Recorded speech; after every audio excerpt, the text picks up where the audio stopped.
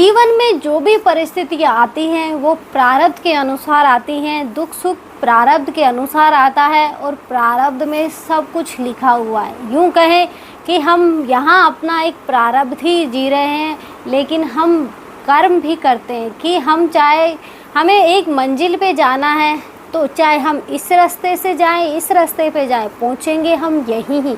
ऐसा नहीं है, बहुत से लोग ये बोलते हैं, बहुत से एस्ट्रोलॉजर ये बोलते हैं तुम गलत डायरेक्शन में जा रहे थे। ऐसा कुछ नहीं है कि तुम गलत डायरेक्शन में जा रहे हो। कोई अपनी कुंडली से बाहर कैसे जा सकता है? यूँ कहे कोई अपने प्रारब्ध से बाहर कैसे जा सकता है? नहीं जा सकता, क्योंकि वो जाना है ही नहीं। होता वही हो जो ईश्वर को मंजूर होता है, होता वही है जो हमारे प्रारब्ध में लिखा हुआ है। तो फिर हम अपने प्रारब्ध से बाहर कैसे जा सकते हैं, कैसे जा रहे हैं? इसलिए बोलने के लिए लोग बोलते हैं कि तुम अपने गलत दिशा में जा रहे थे, नहीं तो अब तक तुम कामयाब हो जाते। नहीं होते, क्योंकि चीज़ें भी जब ही मिलती हैं जब किस्मत में लिखी होती है। बहुत सी बार होता ऐसा है कि हमें एस्ट्रोलॉजर मिलते हैं। एस्ट्रोलॉजर कब मिलते हैं? जब हमारे दुखों का एंड चल रहा होता है। यूँ कहें कि बोला भी ये जाता है कि जब दुखों के लास्ट 2 महीने चल रहे होते हैं तो हमें कोई ना कोई ऐसा व्यक्ति मिल जाता है, या तो हमें वो एस्ट्रोलॉजर से मिला देता है किसी अच्छे से, या फिर हम खुद जाके किसी एस्ट्रोलॉजर से मिल जाते हैं। होता है ऐसा। इसलिए मतलब दुख सुख ये सब जीवन में चलते रहेंगे। परेशानियाँ आती हैं, जाती हैं, फिर आती हैं, तो ये भी चलती रहेंगी। बहुत सी बार हमारी जीवन में इतने ज़्यादा दुख आ जाते हैं कि हम जीवन से हार जाते हैं।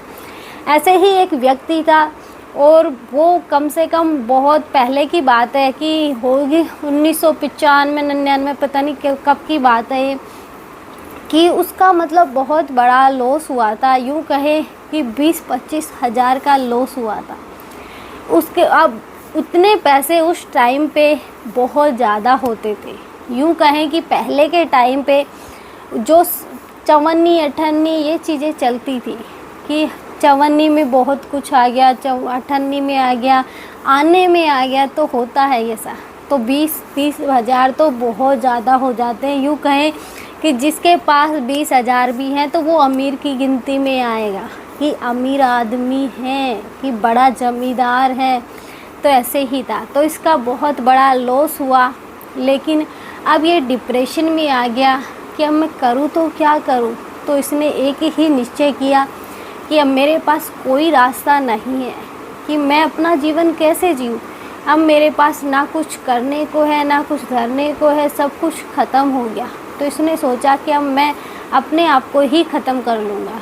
तो ये घर से बाहर निकला, ट्रेन की पटरी पे निकला, लेकिन वहाँ जाके इसकी बुद्धि ने काम किया कि जब मेरे पास कुछ नहीं था तब भी तो मैं जी रहा था ना। जब आज मेरे पास इतना लॉस हुआ है तो वो भी तो कहीं से आए थे ना, तो फिर मैं ये चीज़ें क्यों कर रहा हूँ। तो वहाँ उसकी बुद्धि ने काम किया, वो तुरंत वहाँ से हटा। फिर उसने सोचा कि जब कुछ नहीं था तो मैंने इतना सब कुछ खड़ा किया, आज मेरे पास था, चला गया तो दोबारा आ जाएगा, मैं ये गलत क्यों करने जा रहा हूँ। तो वापस घर लौट के आया और फिर उसने एक एस्ट्रोलॉजर से बात करी। उस टाइम में उसे एक एस्ट्रोलॉजर मिला, तो वो उसके पास गया कि ऐसे ऐसे मेरा इतने का लॉस हो गया और मैं बहुत ज़्यादा परेशान हूँ। यूँ कहें कि मैं एक बार कोशिश भी कर चुका हूँ अपने आप को ख़त्म करने की, वहाँ तक पहुँच गया लेकिन वापस आ गया। अब बताओ मुझे कि आगे मेरी लाइफ में क्या होना है। तो उसने सीधे से ये बोला कि आज से कम 8-10 साल आने वाले, उसमें तेरा कम से कम करोड़ों का नुकसान होगा। तो उसने सोचा करोड़ों का नुकसान। अब बहुत से लोग ये सोच के दुखी हो जाते हैं कि दुखी हो गए, करोड़ों का नुकसान होगा, लेकिन उसने तुरंत मिठाई लाई और उस एस्ट्रोलॉजर को खिलाई कि अब इतने आएंगे जब भी तो जाएंगे। उसने पॉजिटिव सोचा। यहाँ हम होते तो शायद नेगेटिव ही सोचते, परेशान हो जाते। आज कोई हमें सच्ची बात क्यों नहीं बताता, क्योंकि हम खुश से ज़्यादा दुख मनाते हैं। उसने उस चीज़ को पॉजिटिव लिया कि इतने आएंगे करोड़ों, तभी तो करोड़े जाएंगे, इसलिए वो खुश हो गया और उसने फिर से अपना काम स्टार्ट किया और वो एक अच्छा खासा कामयाब इंसान बना।